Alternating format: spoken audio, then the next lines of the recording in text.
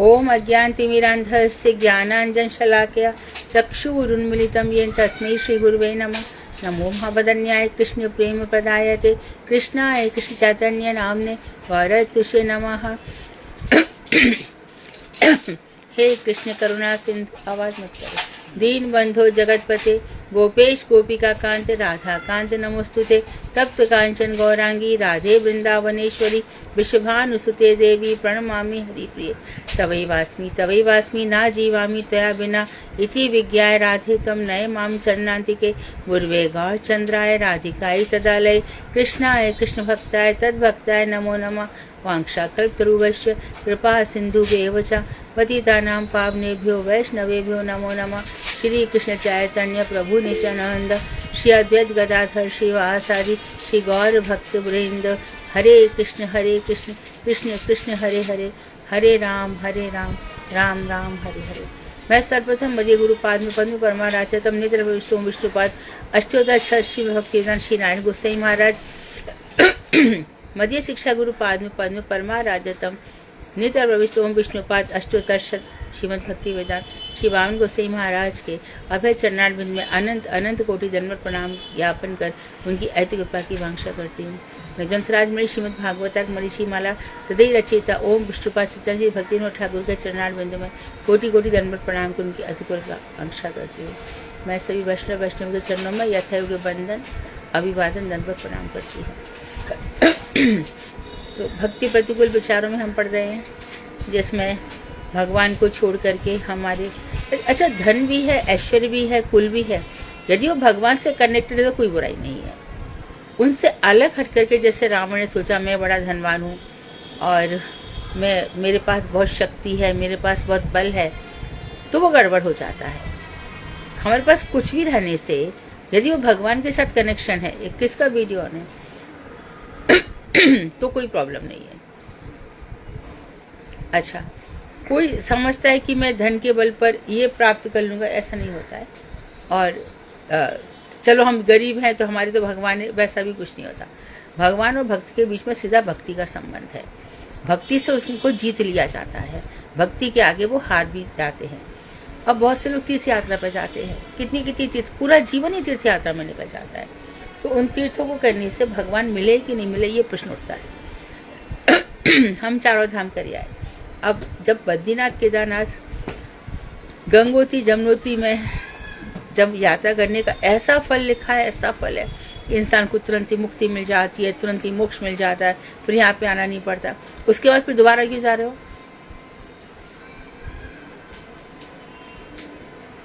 इसी प्रकार से यहाँ पे हम सारे धाम हुआ है। तो तीर्थ क्या होता है? जहाँ भगवान की कथाएं हों, वो घर भी तीर्थ बन जाता है, वो स्थान भी तीर्थ बन जाता है।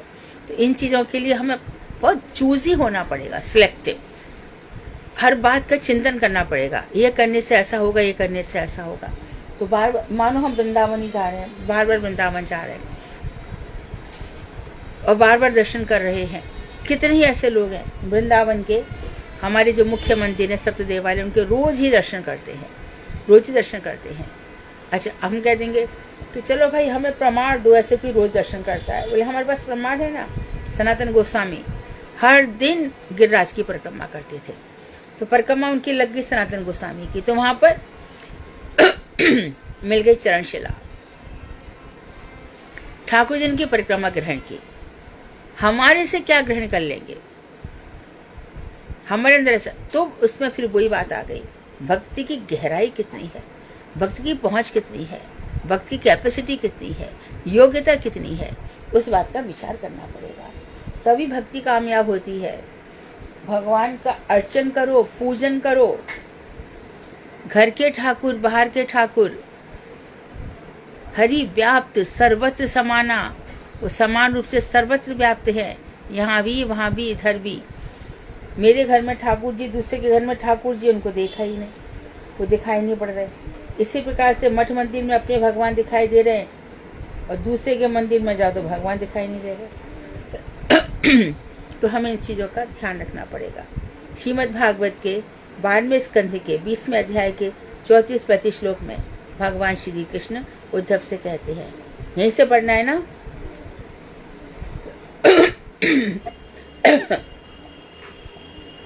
ना किंचित् साधवो धीरा भक्त्या हि कान्तिनो मम वाञ्छन्त्यपि मया दत्तं कैवल्यम पुनर्भवम्।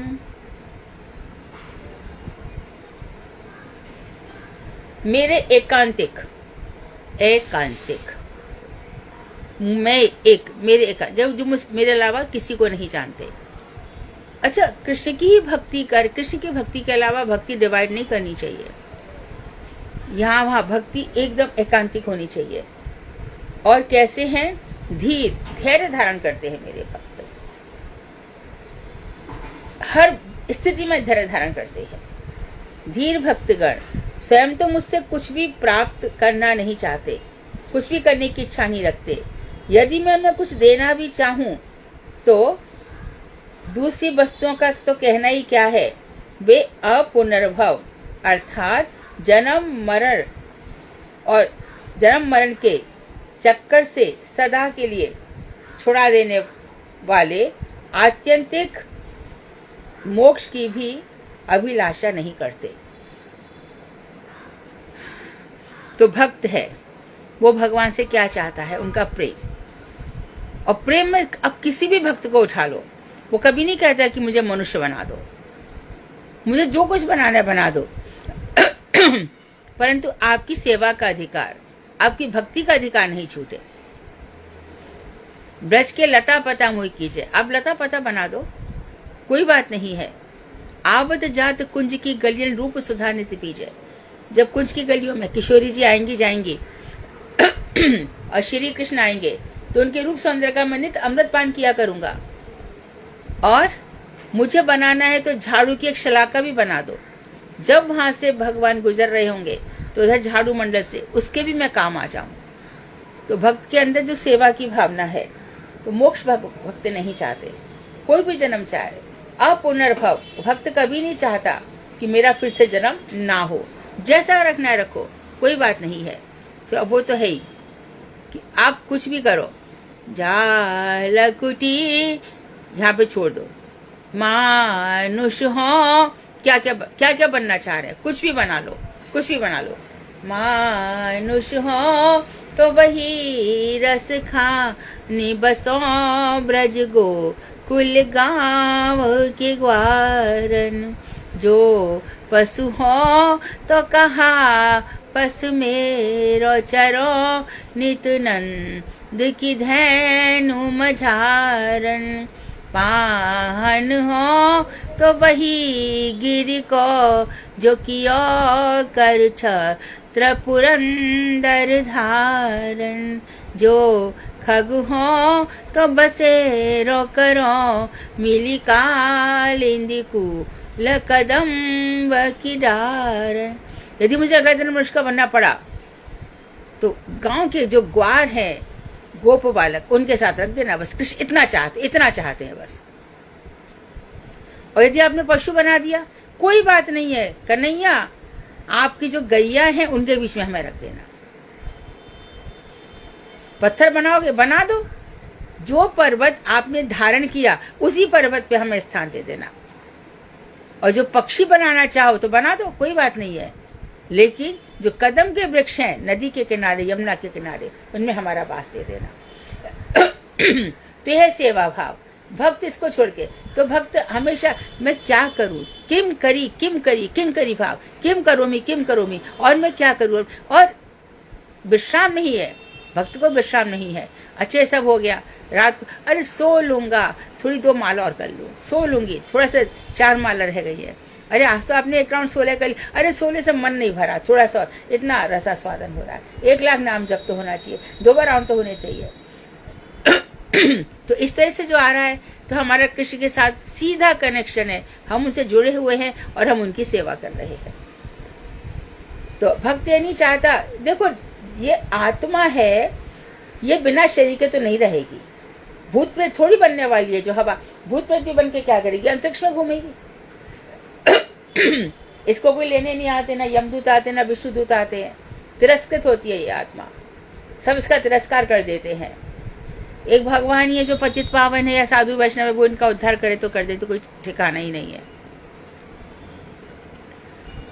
अब आत्मा कहाँ रहेगी? शरीर छोड़ दिया, दूसरा शरीर धारण करेगी, कोई ना कोई शरीर धारण करेगी। अच्छा, ये तो हमारी पहचान हो गई कि हमने आत्मा, और जो हमारी जो माँ बाप, बेटा बेटी, बहू बेटी, दामाद, ये सब क्या है? कर्मों के भोग हैं। वो ही कर्म जो है रूप लग कर आए हैं, अच्छे भी हों तो भी और बुरे हों तो भी, क्योंकि लोग भगवान की भक्ति नहीं करने देते। इसलिए तो मेरे भक्त और कोई इच्छा नहीं करते, वो हमेशा मेरे चरणों में पड़े रहने चाहते हैं। भरोसा इन चरणन को ही। तो मेरे भक्त हों या किसी भी संप्रदाय के क्यों ना हो, भगवान श्री कृष्ण से एक कनेक्टिविटी रहनी चाहिए, एक दृढ़ संयोग रहना चाहिए।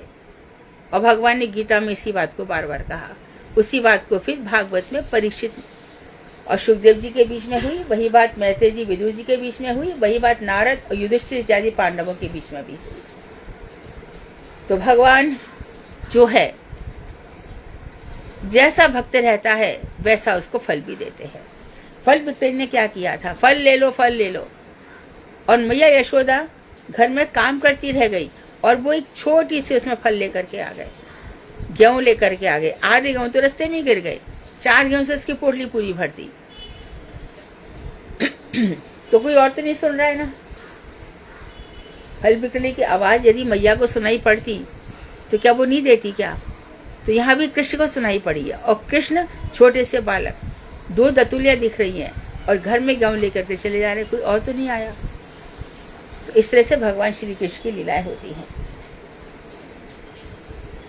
आगे बताया, नैरपेक्षम परम प्राहुनी निश्चय समन कल्पम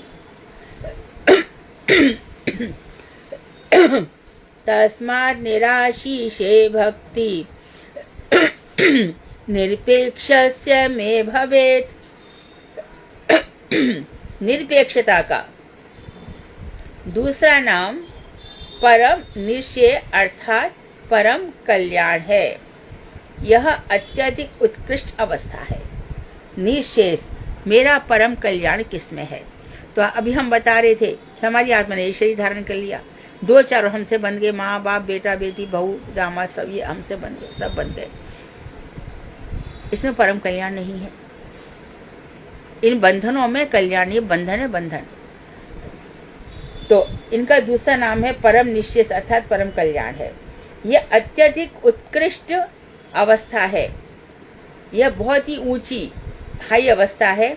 अतएव निरपेक्ष साधुओं के हृदय में ही सर्वोत्कृष्ट निष्काम भक्ति का उदय होता है। तो कौन से साधुओं के हृदय में? कंडीशन बताई, निरपेक्ष, जिनको किसी से कोई अपेक्षा ही नहीं है, किसी से कुछ नहीं चाहते, और बड़ी खुददारी के साथ, गर्व के साथ जीना चाहिए। हमारा हाथ ऐसे होना ही नहीं चाहिए। किस लिए हो? दाता एक राम, भिखारी सारी दुनिया। और सबका भगवान ख्याल रखते हैं, सबका भगवान, सबको। तो ये तो होगी संसार से बात। और दूसरी, जो सचमुच में सर्वश्रेष्ठ भक्त है, तो वो भक्तों के प्रश्न पूछने पर उत्तर देते हैं। फिर वहां से खबर नहीं आती कि महाराज सो रहे हैं, कि महाराज खा रहे हैं, कि महाराज ने क्या प्रश्न है पूछो। ऐसा हमने गुरु जी को देखा है। माधव महाराज बहुत रोकते थे, बहुत रोकते थे, फिर भी नहीं मानते थे। गुरुदेव सबको, सबका ख्याल रखते थे। तो निष्काम भक्ति का उदय होता है। तो सर्वोत्तर भक्ति कैसी है? निष्काम, जिसमें कोई चाह नहीं है, किसी प्रकार की इच्छा ही नहीं है। और यदि हम इच्छा करें तो वो बैठ के क्या कर रहा है ठाकुर? हम ही की इच्छा करके उसको देना है, तो फिर उनकी क्या जरूरत है? इच्छा करेंगे, मेहनत कर लेंगे, कर लेंगे। कर्म और कर्म संबंधी नियम आग्रह को दूर करना चाहिए। नियम, आज तो नहीं, ये मेरा नियम, ये मेरा कर्म है, ये मेरा नियम आग्रह है, मैं ये नियम करूंगा ही करूंगा। तो कर्म के प्रति जो नियम आग्रह है वो हटा देना चाहिए।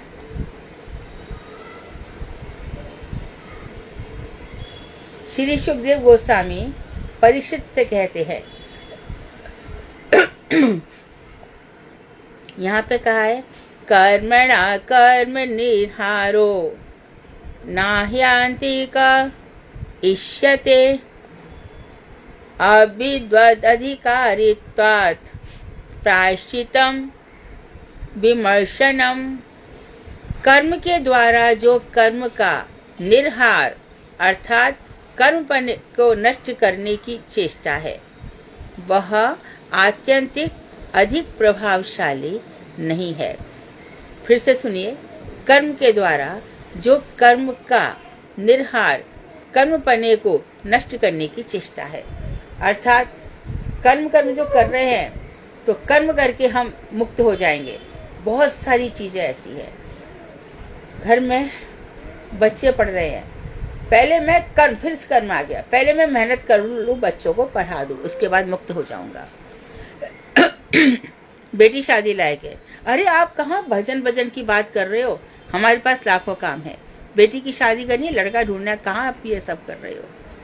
तो फिर वो कर्म में लग गया। लेकिन यहाँ पर कहे जा रहे हैं कि कर्म करते रहने से कर्म मिट नहीं जाता, और सिचुएशन आ जाती है और गंभीर आ जाती है। एक के बाद एक सिचुएशन आती चली जाएगी। तो निर्हार अर्थात कर्म करने वाला, जो मैं कर्म कर रहा हूँ ऐसे नष्ट करने की चेष्टा है। कर्म के द्वारा कर्म नष्ट नहीं होता, और ये आत्यंतिक अधिक प्रभावशाली भी नहीं है, अर्थात इससे कुछ होता भी नहीं है।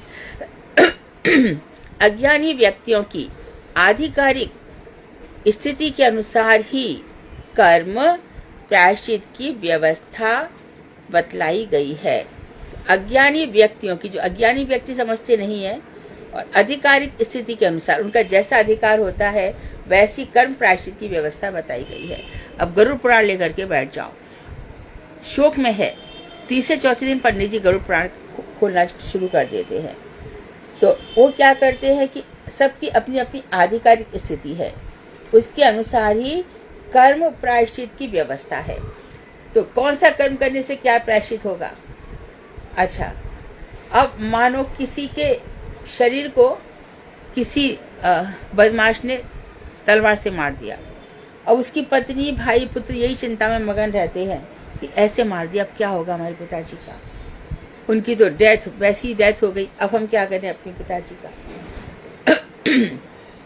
ऐसे बहुत सारे प्रश्न आते रहेंगे, कर्म करने की बातें आती रहेंगी, तो उनके लिए फिर व्यवस्था बतलाई जाती है। आगे बता रहे, केचित केवलया भक्त्या वासुदेव परायणाः अघम धुन्वन्ति कार्त्स्नेन निहारमिव भास्कर। वासुदेव परायण व्यक्ति जो भगवान वसुदेव के चिंतन में लगे रहते हैं, ऐसे वासुदेव परायण व्यक्ति केवला भक्ति अर्थात कर्म से रहित भक्ति कार्य के आनुषंगिक सेकेंडरी फल द्वारा ही समस्त पापियों को उसी प्रकार नष्ट कर देते हैं जैसे सूर्य कुहरे को ध्वंस कर देता है। तो बताया जो भगवान वासुदेव में लगे हुए हैं उनकी कैसी भक्ति, केवला भक्ति अर्थात उसमें कर्म इत्यादि नहीं है। कर्म से रहित भक्ति कार्य के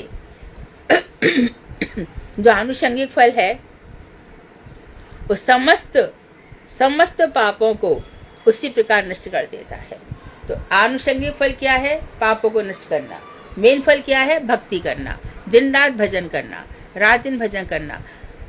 और उसके बाद फिर ये इसी प्रकार नष्ट कर देता है जैसे सूर्य कोहरे को ध्वंस, जैसे सूर्य के उदित होने पर कोहरा नहीं रहता, उसी प्रकार नाम प्रभु के उत्पन्न होने पर कर्म मर जाता है,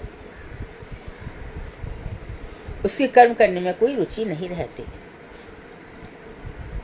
ना तथा यज्ञवान राजन पूये तपादिभिः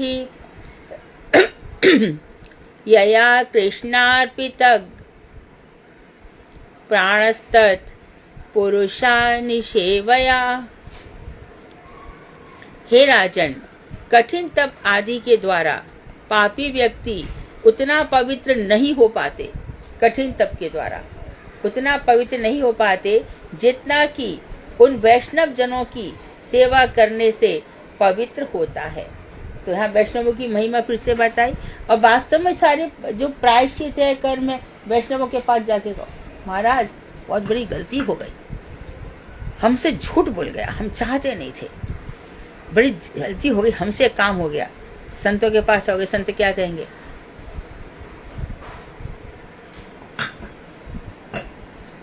संत कहेंगे ये छोड़ो, भजन करो। महाराज मेरे साथ ऐसा हो रहा है, ऐसा हो रहा है। अरे कब तक इस चर्चा को करेगा, भजन कर। हमारे पड़ोसी तो बहुत घूमते हैं, यहाँ वहाँ मठ में जाते हैं, उनको कोई रोक नहीं है। मैं तो नहीं जा पाता हूँ, जा पाती हूँ, घर में खाना बनाना पड़ता है सब। भजन कर। हर कर्तापन को, हर कर्मपन को हटा देते हैं। मैंने बहुत पढ़ाई की, मैं आईएएस में पास नहीं हो सका, सीए पास नहीं कर सका, मेडिकल पास नहीं कर सका, क्या करे? भजन कर। तुम्हारे भजन से मेडिकल की पढ़ाई हो जाएगी कि हाँ होगी। नाम भजन में सबसे अधिक फल है। तो यहाँ बता रहे हैं,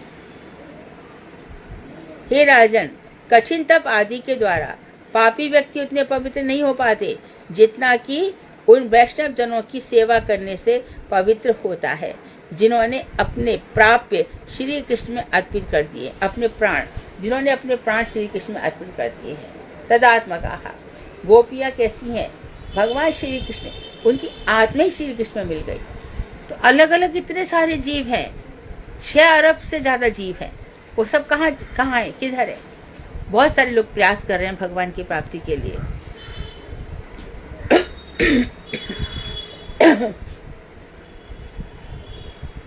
यहाँ पे बता रहे हैं, पापाचरण करना एक प्रकार का कर्म है। पाप हो गया, कोई भी पाप हो गया, झूठ बोल दिया, हमारे कुछ ऐसी चीजें हमसे हो गई कि उसका जीवन ही, उसने हमसे कहा था कि हमारी फाइल संभाल के रखना, फाइल खो गई, उस बेचारे को आज इंटरव्यू में जाना है।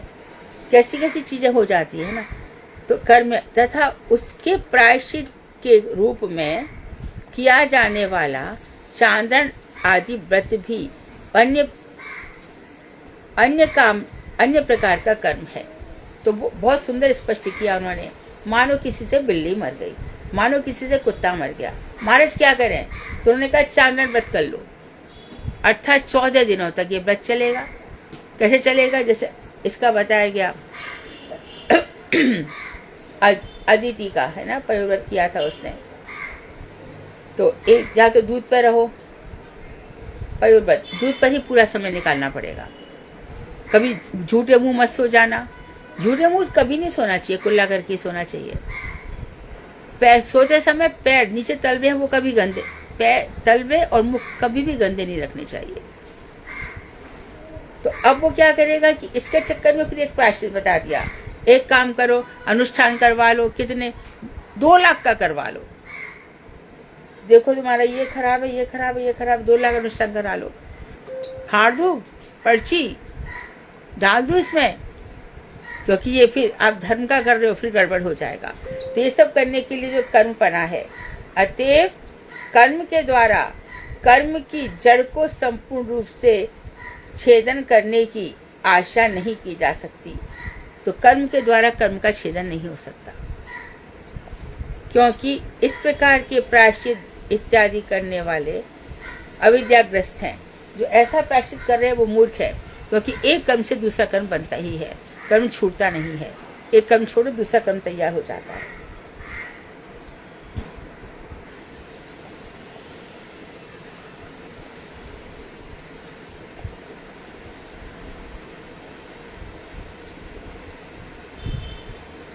हम कौन से श्लोक पढ़ते? श्लोक नंबर 19 हो गए दीदी, उससे नीचे पैरा पढ़ रहे, पापाचरण करना एक प्रकार का कर्म है। कौन सा पेज नंबर है? पेज नंबर 272 दीदी। 272 पे पहुंच गया।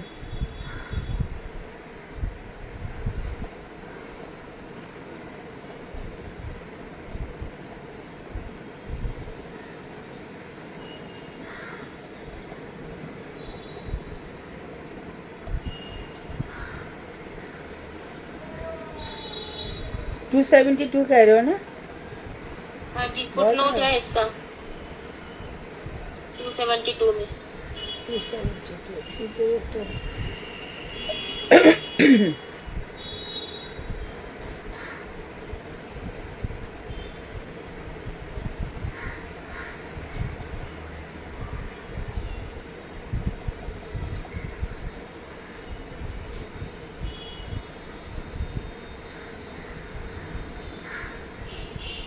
272 बहुत आगे आ गई मैं, 300 कुछ पे आ गई।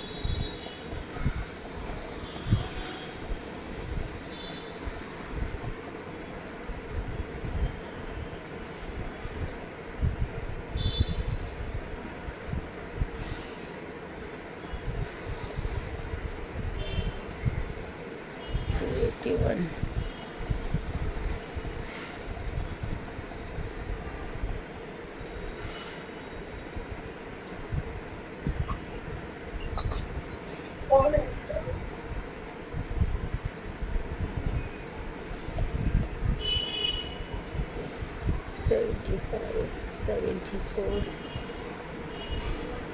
73, 72.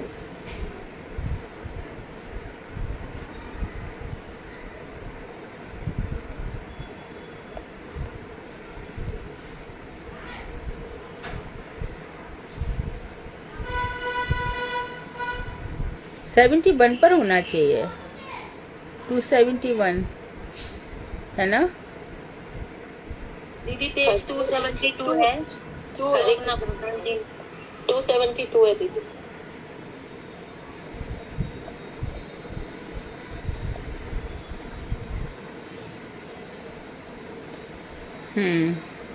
ठीक है। तो यह आत्यंतिक कर्म से कर्तापन नहीं हट सकता, कर्म से कर्म को नहीं मिटाया जा सकता। अपनी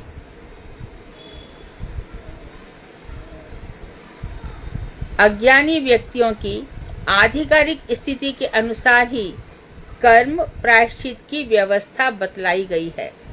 अज्ञानी व्यक्तियों के लिए, यानी कि यज्ञ भी कर्म हो गया, व्रत भी कर्म हो गया, और हमारे यहाँ पे क्या कहा जाएगा, हरि नाम कर लो, हो जाएगा। और साथ में ये भी कहा गया अब दोबारा ऐसा मत कर, नहीं तो गड़बड़ हो जाएगा, फिर तो आपका नाम अपराध हो जाएगा। यदि एक बार हो गया भूल से तो कोई बात नहीं है।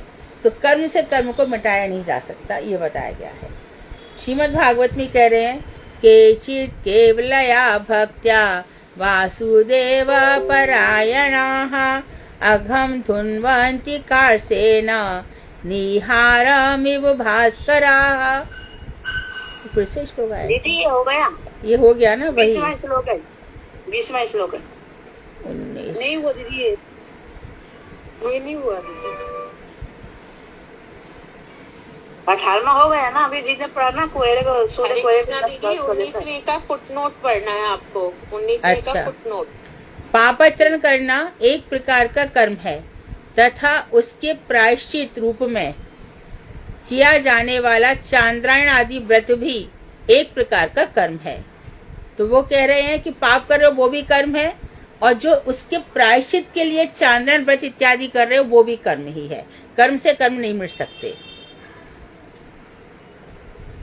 अतएव कर्म के द्वारा कर्म की जड़ को संपूर्ण रूप से छेदन करने की आशा नहीं की जा सकती, क्योंकि इस प्रकार के प्रायश्चित इत्यादि करने वाले अविद्याग्रस्त हैं। शास्त्रों में तो बहुत प्रकार के बताए, 10 दिन का अनुष्ठान रखो। ये मैंने तो एक जगह पढ़ा भी है कि जो लोग इतने ये पढ़ाते ना कि इसका मंगल शांत कर दो, इसका ये शांत कर दो, ये मालूम लिखा गया उसमें, कोई सुनेगा तो एकदम कांप जाएगा कि उन सबको नरक है। क्योंकि इसमें पैसा मांगा जाता है ना, ये सब लिया जाता है।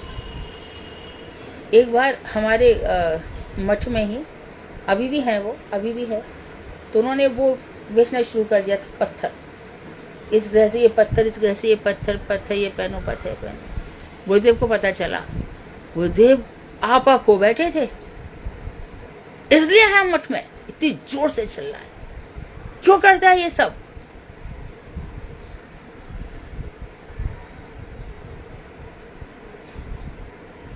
फिर लोग बड़े उदाहरण देंगे, है ना।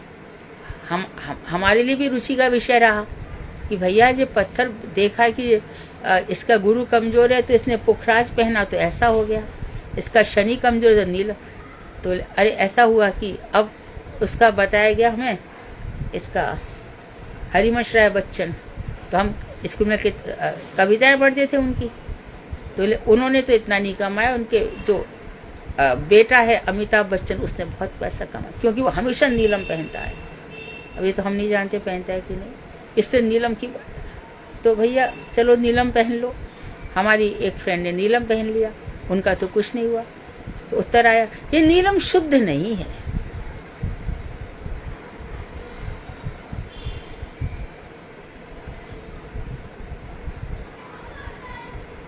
ऐसे कितने ही पत्थर बेचे जाते हैं और खरीदे भी जाते हैं और पहनते भी, पहनाए भी जाते हैं। अच्छा, जिसका जो बिजनेस है वो उसकी महिमा तो बताएगा ही, कुछ असफल लोग सफल हो गए उनके भी विषय में बताएगा, लेकिन वास्तव में निष्कर्ष यही है, हम आस पास देखें, हम सब के रोज की तो सबकी, सभी के जीवन में रोज रोज कुछ कुछ होता है, ऐसा कुछ होता नहीं है। पत्थर यदि जीवन का उद्धार कर दें, पत्थरों से कैसे उद्धार होगा? नहीं हो सकता।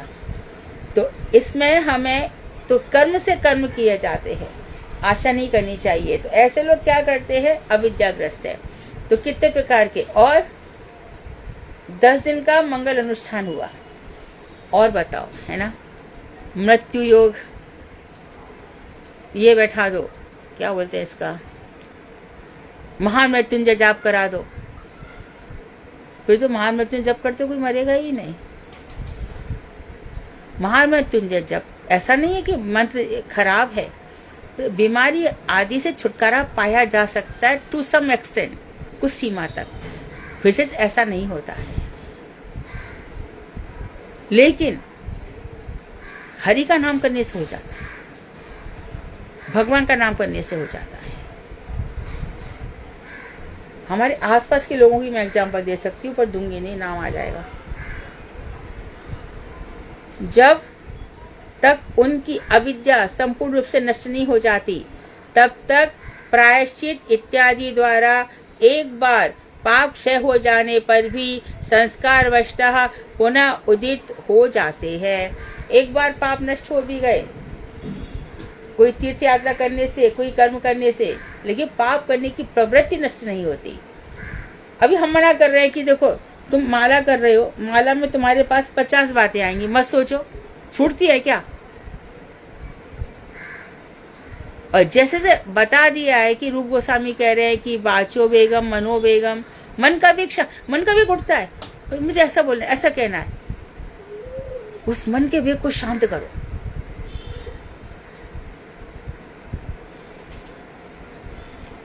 मनस्वी हो गए ना तो भगवान कृष्ण में मन लग जाएगा, और इस एक दफे हमारा लग गया ना, फिर उनका काम है क्या करना है।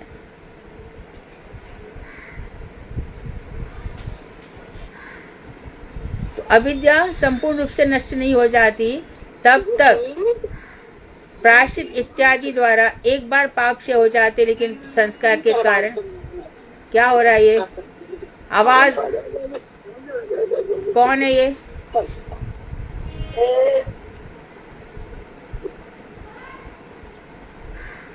पुनः उदित हो जाते हैं। फिर भी शास्त्रों में तो इस प्रकार का विधान देखा जाता है, तो वह तो केवल अज्ञानी व्यक्तियों की आधिकारिक स्थिति के अनुसार बतलाई गई है। अज्ञानी लोगों के लिए सब है, और जो भक्ति कर रहे हैं उनके लिए सब नहीं है। कर्मों का कोई विधान भक्तों के लिए नहीं है। आगे बताया, षड्वर्ग संयम एकांतः सर्वा नियम चोदनाः तदंता यदि नो योगान भयेयु भयावह। योग के द्वारा पवित्र होने का उपाय भी सुविधाजनक नहीं है। अब कर्म के बाद आगे कर्मयोग, अब आगे तो कर्मयोग की बात भगवान ने गीता में भी कही। फिर भगवान ने कहा तू छोड़, सब कर्म मेरे अर्पण कर दे, फिर मैं देख लूंगा। फिर कुछ तो अच्छा, कर्मों में श्रद्धा तो रहती है, भगवान के प्रति श्रद्धा तो रहती है। हर कोई व्यक्ति संसार में ऐसा नहीं है जो भगवान से नहीं डरता। मृत्यु से हर कोई डरता है, रोगों से हर कोई डरता है, ब्रेकअप होने से हर कोई डरता है, धन खोने से हर कोई डरता है। कल आज मेरा ये कल नहीं होगा, तो डर भय तो सबको बने रहते, इसलिए लोग भगवान से जुड़ते हैं भय के कारण। ये चार चीजें ना, आहार, निद्रा, खा लिया, नींद, सो गए, भय और मैथुन, बच्चे पैदा कर लिए, यही तो संसार है, यही संसार है। और इन्हीं से भय, हमेशा से भय चला रहा है।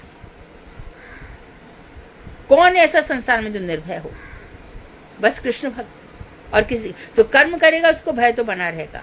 अब मानो किसी ने कर्म कर करके बहुत पैसा कमा लिया, अब पैसा का उसको बहुत टेंशन आता है। हम सभी जानते हैं बातों को, जीएसटी लग जाएगी और ये लग जाएगा, इसको कहाँ रखें?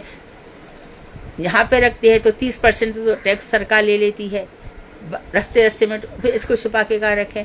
मानो सोना खरीद लेते हैं, तो सोना खरीद मत लेना, आधा किलो तो बिल्कुल मत खरीदना, बेच नहीं सकते हो, छुट्टू छुट्टू लेना। रोज सोने की दुकान पर जाओ, फिर ले आओ घर पे, यहाँ पे फिर कोई चुरा ले जाएगा। हर प्रकार का भय है। कोई प्रसाद आके दिया, अरे कुछ खराब तो लाके नहीं दे दिया। भय एक एक मिनट में लगा रहता है इंसान। तो अब कर्म का भगवान ने बता दिया, और फिर ये भी कह दिया कि कर्म तू जब भी तक कर जब तक कि मेरी कथा में रुचि नहीं आ जाती है, फिर तेरा कोई कर्म बाकी नहीं रहता। अब योग की बात कर रहे हैं। योग भी सुविधाजनक नहीं है, क्योंकि समस्त नियम और वैदिक प्रेरणा षडवर्ग अर्थात पंच इंद्रिय और मन के संयम के उद्देश्य से की गई है। क्योंकि योग का जितना भी विधान है वो किसके आधार पर किया गया है? षडवर्ग। षडवर्ग अर्थात हमारी पांचों ज्ञानेंद्रियां और मन के संयम के अनुसार। तो मन संयमित होता ही नहीं है। हम भोग करते हैं। मन में कोई बात आ गई, ईर्ष्या हो गई किसी से, तो कल ही हमने पढ़ा था, ईर्ष्या में हम उसके विषय सोचते आ रहे, कितनी लकी है, कितनी लकी, कितनी लकी है। हम ईर्ष्या भोग कर रहे हैं, ईर्ष्या का भोग कर रहे हैं। भजन छोड़ दिया,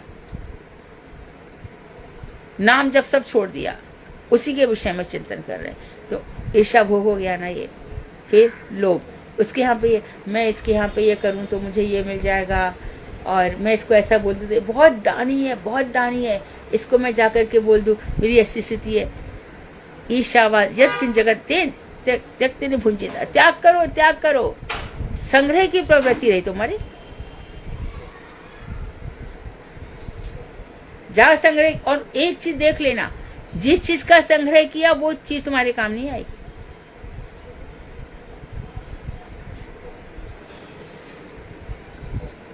ऐसा देखा जाता है, बहुत प्रैक्टिकल और घरेलू बात है कि एक बच्चे ने कहा कि माँ मुझे और दे दो, माँ ने कहा नहीं रहने दे, तेरा भाई खाएगा, तेरी बहन, और पता चला कि उसने नहीं खाया। अक्सर ऐसा होता है। वो कहेगा मुझे भूख ही नहीं थी, मैं कहीं खा लिया। ये तो छोटी छोटी घरेलू बातें हैं। तो मन को, और हमारी जो 5 ज्ञानेंद्रिय हैं, आंख, नाक, कान, जिह्वा और त्वचा, वाणी, इन सबको शांत रखना चाहिए। तो ये सब जो व्यवस्था की गई है योग की, मन को संयम रखने के लिए। चित्त वृत्ति निरोधाः, योग क्या कहते हैं? चित्त वृत्तियों को शांत करो। ये बहुत उठती है, बिल्कुल एकदम उठती है समुद्र में, जैसे कि ज्वाला उठती है ना, क्या बोलते हैं उसको, ज्वार भाटा, ऐसे मन में उमंग उठती है। कोई तो ऐसा मन का उठ गया तो उसको अभी तो अभी चाहिए, अभी की अभी चाहिए, कल तो प्रलय हो जाएगी। तो मन में जो मंग है, चाहे उसका कितना भी चला जाए, कितना खर्चा हो जाए, कुछ भी हो जाए, ये सब की बात है। तथापि यदि इसका तात्पर्य भक्ति के अनुकूल नहीं हो तो वह योग केवल श्रम को ही वहन करता है, उसका कोई फल नहीं हो सकता। तो जो भक्ति के अनुकूल नहीं है, और मानो भक्ति के अनुकूल है, योग होकर बैठ जाओ, हमने हमारे मन में तो भगवान ही बैठे हैं। हमारी आंख जब ही खुलेंगी जब कृष्ण होंगे, राधा जी की आंख तो तभी खुलेंगी जब सामने कृष्ण होंगे, खोलेंगी ही नहीं आंखें। कथा हम जब ही सुनेंगे जब कृष्ण की कथाएं होंगी। हम परिचर्चा तो बिल्कुल सुनने से रहे, ऐसा। और एक दफे तुम ऐसा करके देख लोगे ना, तुम्हारे पास वही लोग आएंगे, देख लेना, तुम्हारा ग्रुप ही ऐसे लोगों का बन जाएगा।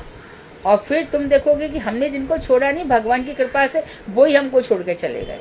जो मेरा भक्त है, मैं उसके सारे संबंध छोड़वा देता हूँ, मैं उसको अकेले, क्योंकि वो कृष्ण भगवान है ना, बड़े पॉजिटिव है, उनको बस अपना ही चाहिए, ये मेरा ही हो के रहे, और करके रख देते हैं उसको वैसा ही। श्रीमद् भागवत के 11वें स्कंद के 20वें अध्याय में भगवान श्री कृष्ण उद्धव से कहते हैं, स्व स्वेधिकारे या निष्ठा सा गुणा परिकीर्तिताः कर्मणां जात्य शुद्ध नामनेन नियमाः कृताः गुण दोष विधानेन संगानां त्यजनेच्छया। यहाँ पर कह रहे हैं कृष्ण, जिस व्यक्ति का जो अधिकार है उसी में निष्ठा रखना ही उसका गुण है, जिसका जैसा अधिकार है। अभी भाव भक्ति का, प्रेमा भक्ति का अधिकार कहाँ है हमारा? अच्छा, इसके बाद कह रहे हैं कर्म तो जन्म से ही अशुद्ध है, क्योंकि कर्म का धर्म रूपी जो संग है, अर्थात एक कर्म को करने के साथ ही साथ अनेकानेक कर्मों का पुनः पुनः करने की जो प्रवृत्ति रूपी संग है। एक कर्म किया, उसके बाद तुरंत ही कर्म तो जन्म से अशुद्ध है। अशुद्ध कैसे है? बच्चे से कहा जाता है इसका मुंडन करा लो, क्यों करा ले?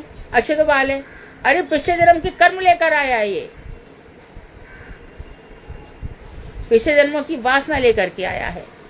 एक कर्म करेंगे, फिर दूसरा कर्म, दूसरे से तीसरा, ये जुड़े रहते हैं, कर्म की चेन हमेशा बनी रहती है। तो साथ ही साथ अनेकानेक कर्मों को पुनः पुनः करने के जो प्रवृत्ति स्वभाव है वो संग है, वह तो उस कर्म में पहले से ही निहित है। इसलिए कर्म करने की प्रवृत्ति को, अर्थात भोग प्रवृत्ति को निवृत्त करने के उद्देश्य से गुण दोष के विधान रूप सारे नियम बतलाए गए हैं। तो सारे इनमें कर्म क्यों करेगा? प्रकृति के गुणों के अधीन है कर्म। कहीं पर सच बोलेगा, कहीं पर झूठ बोलेगा। तो जितने भी प्रकार के कर्म है, जो कुछ भी है, घर में एक बहन जी होंगी, उनकी घर में बड़ी चलती होगी और बड़ा उन्होंने साफ सुथरा सब करके रखा, और एक कोई बच्चा उसे सब गिरा दिया। अब तो गई 2 घंटे की, सुनो बड़बड़ पूरी 1-2 घंटे, बन गया कर्म दोष। पहले तो उसने इतना टाइम खराब किया सफाई करने में, जरूरत से ज्यादा कर डाला, और उसके बाद फिर 2 घंटे सबको चिल्लाने में लगा। अब 2 घंटे मेहमान नाश्ता वास्ता करके चले गए, उनको सब मिटने में लगा। इसी प्रकार से बिजनेस है, 1 के बाद 2 के बाद 4, 99 का चक्कर है। तो योग प्रवृत्ति को निवृत्त करने के लिए, तो भोग प्रवृत्ति है, ये नष्ट करने के लिए ही इसमें क्या किए गए हैं? गुण दोष के विधान रूप सारे नियम बताए गए हैं। इसमें गुण रहते, दोष रहते, और भगवान ने जानबूझ करके क्या किया? कभी सुख दे दिया, कभी दुख दे दिया कर्मी को। 4 घंटा भी सुख रह नहीं सकता भगवान का। मानो कैसा कर्म होता है। अभी बारात आई है ना, खूब डांस हो गया, खूब डांस हो रहा है, और उसके बाद इतना थक गए, इतना खाना भी नहीं खाया, और सुबह उठ करके दूसरी पता चला कि यहाँ जा रहा है, वहां जा, छोटी छोटी एकदम घरेलू बातें हैं। मठ मंदिर इत्यादि में जो काम होंगे वो सेवाएं हैं, उसमें मनुष्य थकता नहीं है। और भी जो अपनी वाणी से भगवान श्री कृष्ण की कथाएं छोड़कर अन्य कथाएं करता है, वो वो वाणी सूख जाती है, वो रस सूख जाता है।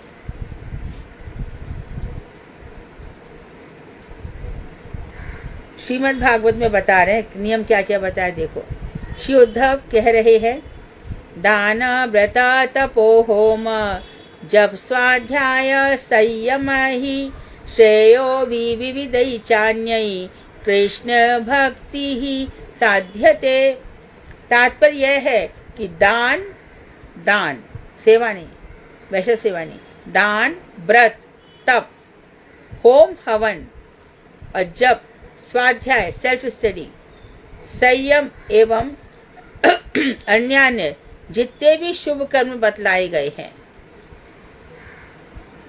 उन सब की साध्य वस्तु कृष्ण भक्ति ही है। तो जो कुछ भी किया जाए, क्यों कर रहे हो सब? कृष्ण भक्ति प्राप्त करने के लिए। तो दान किसको दो? कृष्ण भक्त को। व्रत क्या करो? एकादशी इत्यादि। तब क्या करो? वही एकादशी, जन्माष्टमी इत्यादि, निर्जल रहो।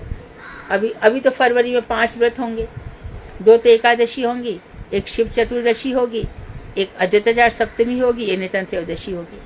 तो ये सब क्या होगा? एक तरह से तप है।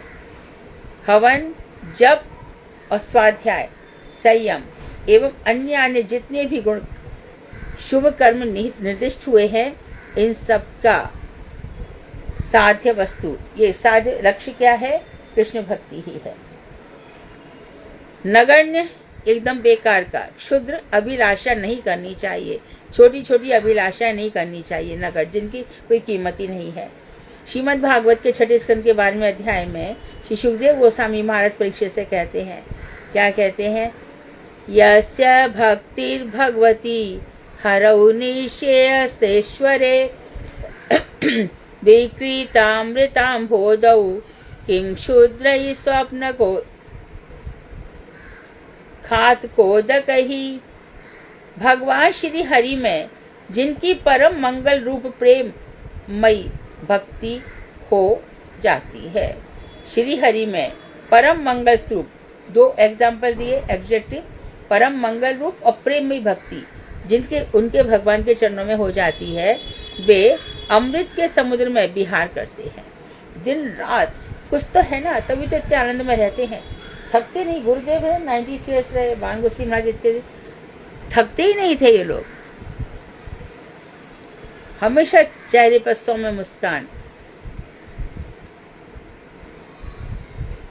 तो ये कहाँ विहार करते हैं? अमृत के समुद्र में अमृत विहार करते हैं।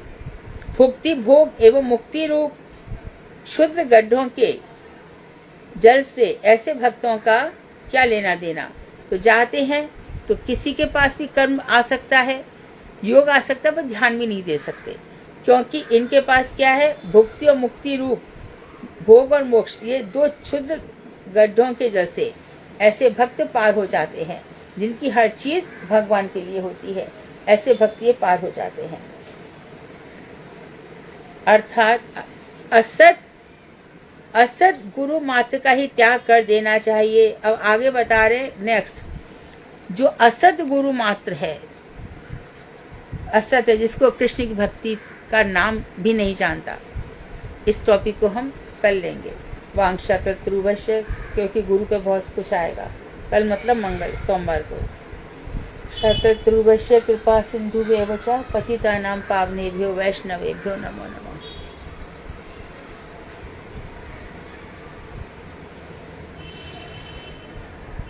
बताइए। दंडवत प्रणाम दीदी। दीदी, जैसे आपने बताया ना कि ये ज्योतिष के पास तो जाते हैं ना, अपने बीमारियों के को लेकर के, समस्या को लेकर के, तो उनका ये कहना होता है कि ज्योतिष भी एक विद्या है। लेकिन हमने भी अपने जीवन में देखा है कि जैसे वो वहम में डाल देते हैं, तुम ऐसा नहीं करोगे तो ऐसा होगा, ऐसा नहीं करोगे तो ऐसा होगा। फिर उनके हम विचार से कैसे हम कहें कि ज्योतिष विद्या सही है, सच्ची होती है? कहाँ होती है? किसकी हुई है बताओ? हाँ जी, किसी की भी नहीं हुई ना, लेकिन उनका तो धंधा है ना दीदी। हाँ, जब हमें पता है वो धंधा कर रहे हैं तो हमें उनकी बातों में क्यों आना है? हाँ जी। और दीदी एक बार मेरे घर में भी ऐसे विवाद हो गया। मेरे पति कहने लगे कि मैं शिव जी का महामृत्युंजय का जप कराऊंगा। तो मेरा उनसे विवाद हो गया कि आप महामृत्युंजय जप में इतना खर्चा करेंगे तो आप हरि नाम करो। हरि नाम करने से ही हमारे सारे रोग शोक जो है दूर हो जाएंगे। फिर बड़ी मुश्किल से वो माने कि नहीं बात तो ठीक है। मैंने कहा इतनी बार आपने करा लिया, आपके कष्ट तो दूर हुए नहीं, बीमारी तो गई नहीं, कई जन्मों को लेकर के हम आए हुए। तो फिर मैंने वो बड़ी मुश्किल से टाला कि हम नहीं करेंगे, हम हरि नाम जप यज्ञ ही करेंगे। फिर उन्होंने हरि नाम करना शुरू किया। जनवरी में सकट चौथ होती है, हर महीने संकष्टी होती है, ये सब होता है। ये सब किस लिए करते हैं बोलो? दारा सुत लक्ष्मी पापी के भी हो जी। और संत समागम हरि कथा यह दुर्लभ है। हाँ जी। हाँ, हमारे संतों महात्माओं ने इस पे ज्योतिषी इनकी बातों पे ज्यादा ध्यान नहीं दिया। हाँ जी।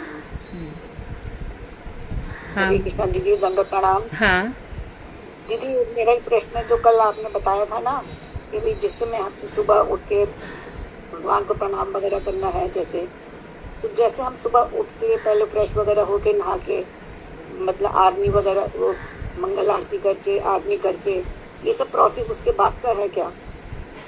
उसके बाद क्या प्रोसेस रह गया? मतलब जैसे हम वो करेंगे, हरि नाम करेंगे बैठ के, बस हरि नाम करो खूब। और यदि ग्रंथ पढ़ सकते, आरनी वगैरह करने के बाद ही करेंगे ना? हाँ हाँ, आने के मंगल बाद, आरती करके। हाँ बिल्कुल बिल्कुल। उसके बाद फिर हम ये सब चीजें तो वैसे पहले उठ के प्रणाम तो करते हैं ये सबको। उसके बाद नहा धो के वो आरती वगैरह करके मंगल आरती करके फिर जब हरि नाम करने बैठेंगे तो फिर हम दोबारा भी प्रणाम कर सकते हैं ना सबको इस तरह से। ठीक है दीदी, हरे कृष्ण। हरे कृष्ण।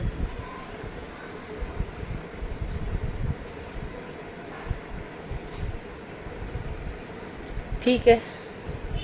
साधना जी, श्रीमद् भागवत। हरे कृष्णा दीदी, दंडवत प्रणाम। दंडवत। दीदी आज सीमा यादव दीदी की बारी है, तृतीय स्कंद की। सीमा सुनाइए। हरे कृष्णा दीदी, दंडवत प्रणाम। हरे कृष्णा, दंडवत।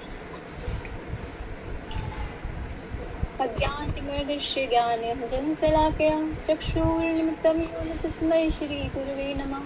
नमः ओं विष्णुपादाय रूपानुरूपाय च श्रीमते भक्तिदयितमाधव स्वामी नमामि।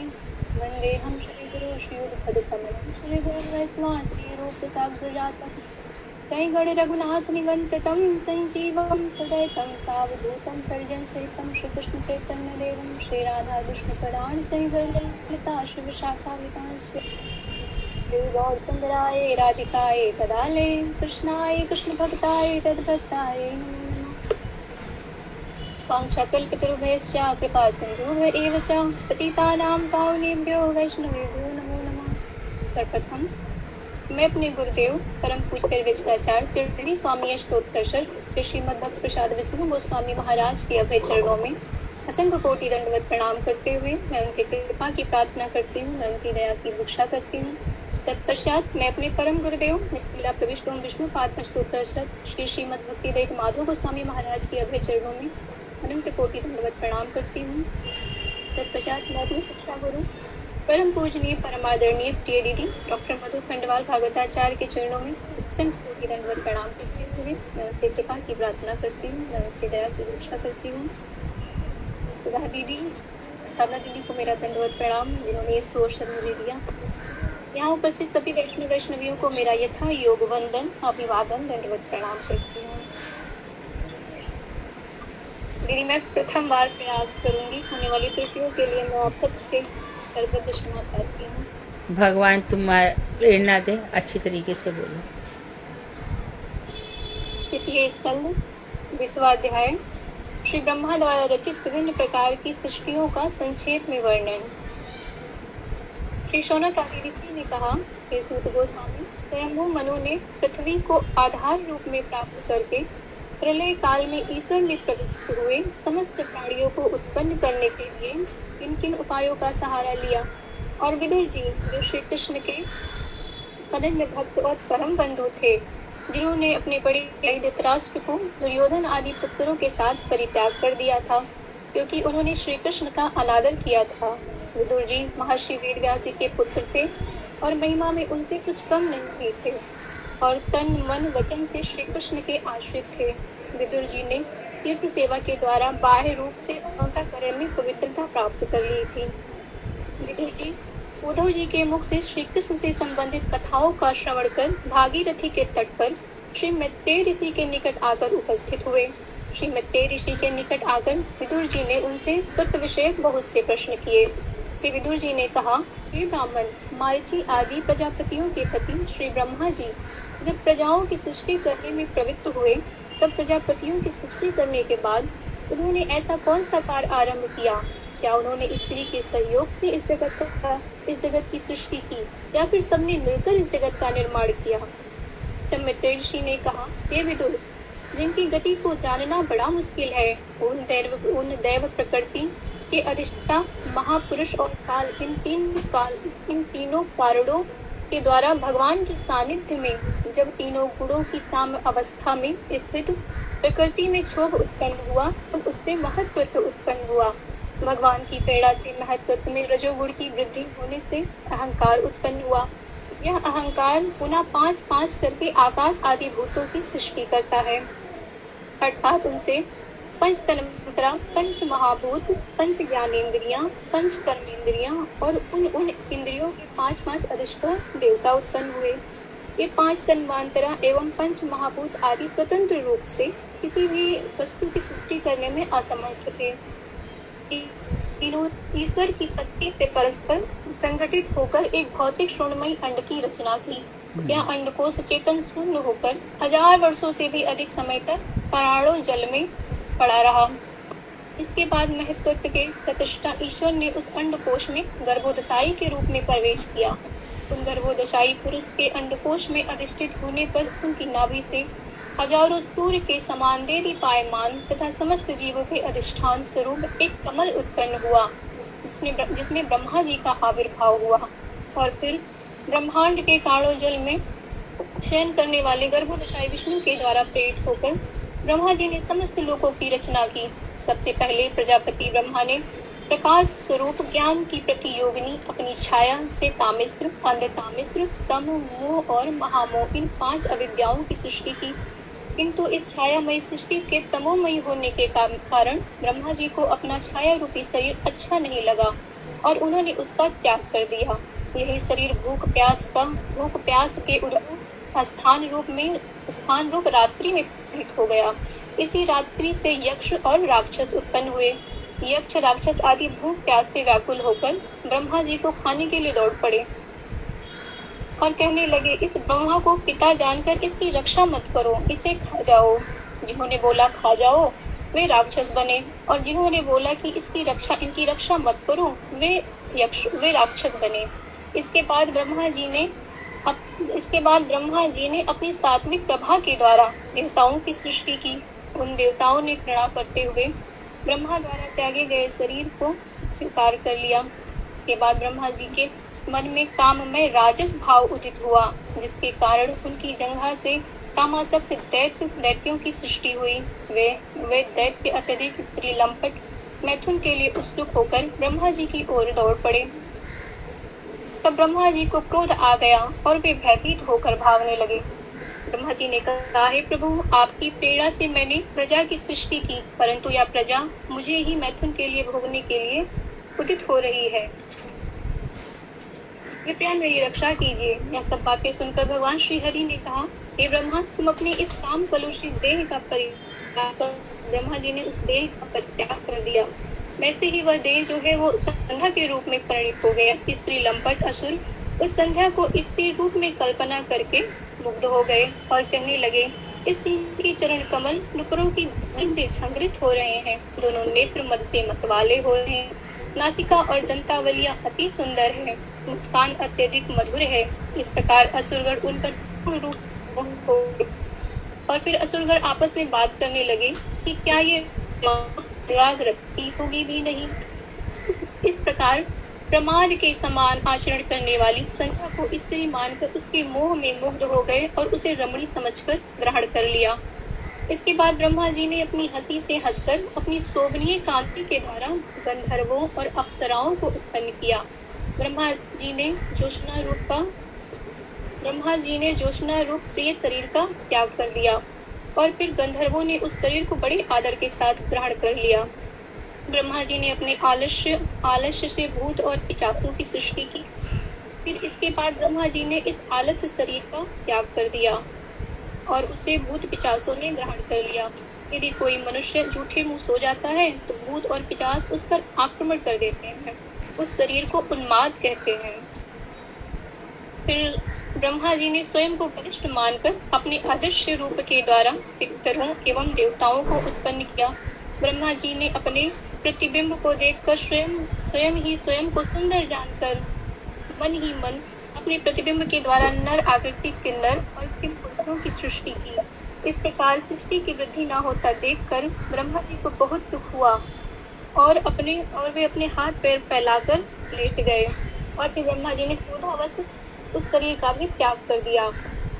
ब्रह्मा जी के शरीर से जो केश झड़े वो आरी बन गए। हाथ पैर सरक कर चलने के कारण उनका नाम सर्प पड़ा। क्रोध योग से उत्पन्न होने के कारण ये सभी अत्यंत पूर्ण स्वभाव वाले होते हैं। ब्रह्मा जी ने अपने मन के द्वारा अंत में मनुओं की सृष्टि की।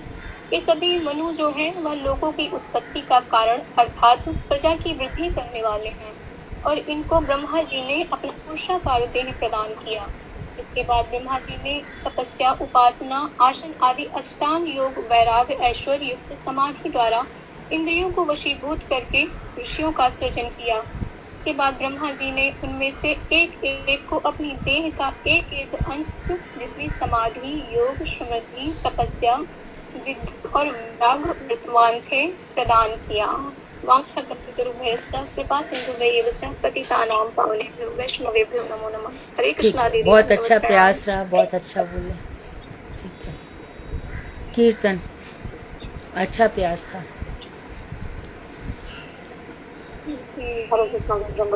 ये पयोर व्रत वगैरह बड़े कठिन है, इतने आसानी से नहीं होते हैं। तो पयोर व्रत का जब भी वर्णन होता है ना, कर लिया उसने अदिति ने, अब इंद्र उसके पेट में घुस के सब मार देगा और 49 बच्चों को कर देगा अगले चैप्टर में। कीर्तन हरे कृष्णा। दंडवत प्रणाम दीदी। दंडवत। ऐसे आगे भी अच्छी कथा बोलना। शालू गाओ।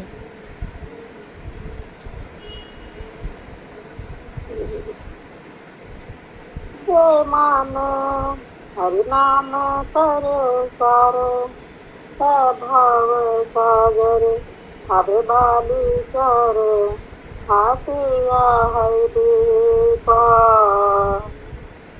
परम परम जप तप ज्ञान योग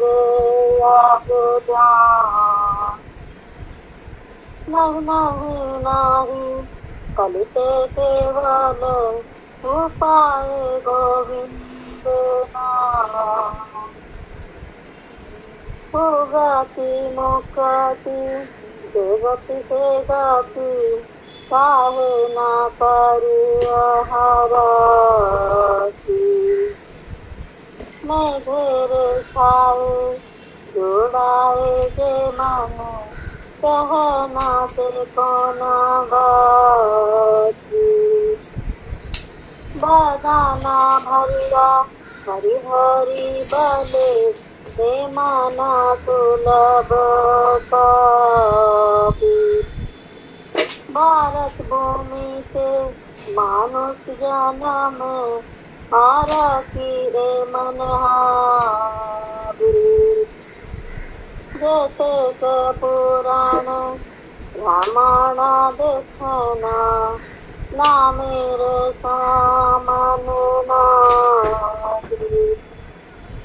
ना मेरा तिले ते मारे उदय ते में ते हरि के पार सर्वाना कीर्तन हर अनुक्षण हसत पसाल सारी कहे प्रेमानंद मानुष जन्म सफल न करे न हरि माना हरिनामा कर पार भव सागर हर बलि कर हरि हरिपा